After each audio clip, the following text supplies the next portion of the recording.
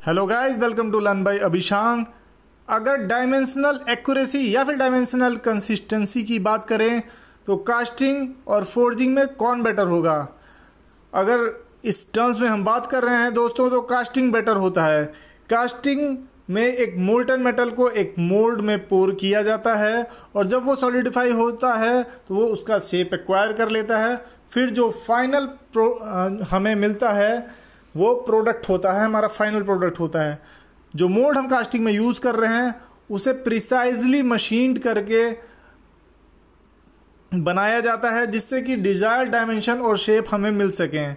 क्योंकि high precision machining से mould को बनाया जाता है तो फाइनल प्रोडक्ट के डायमेंशन भी काफ़ी मेंटेन रहते हैं। और मोल्टन मेटल को पोर करना है, मोल्टन मेटल उस मोल्ड का पूरा शेप एक्वायर कर ले रहा है, तो वैसे भी डायमेंशनल एक्यूरेसी काफ़ी अच्छे से मेंटेन हो जाती है। कास्टिंग में हम कॉम्प्लिकेटेड शेप भी मेंटेन कर सकते हैं।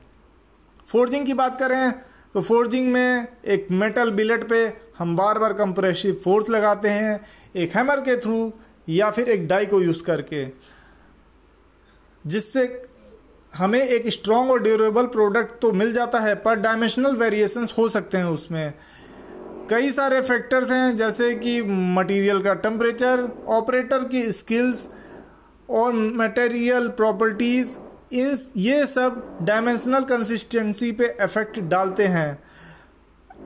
फोर्स के एप्लीकेशन से और मटेरियल के नेचर से स्लाइट डिफॉर्मेशन आता है प्रोडक्ट में, जिससे कि फाइनल डायमेंशन पे कुछ इफ़ेक्ट पड़ सकता है।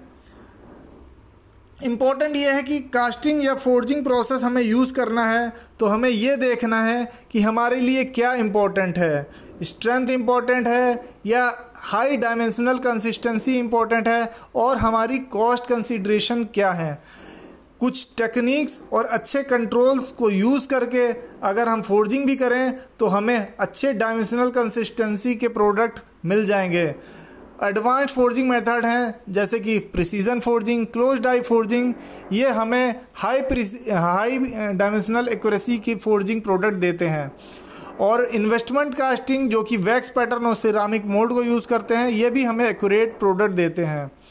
इम्पोर्टेंट हमारे लिए ये है कि हमारी रिक्वायरमेंट्स क्या हैं, क्या मटीरियल चाहिए हमें, क्या प्रोडक्शन वॉल्यूम है, क्या कॉस्ट कंसिडरेशन है, क्या डिज़ाइन रिक्वायरमेंट्स हैं, इसके अकॉर्डिंग ही हमें जो है प्रोसेस चूज़ करना होता है, वेदर वो हम फोर्जिंग के थ्रू प्रोडक्ट बनवाना चाहते हैं अपना या फिर कास्टिंग के थ्रू बनवाना चाहते हैं। Thank you.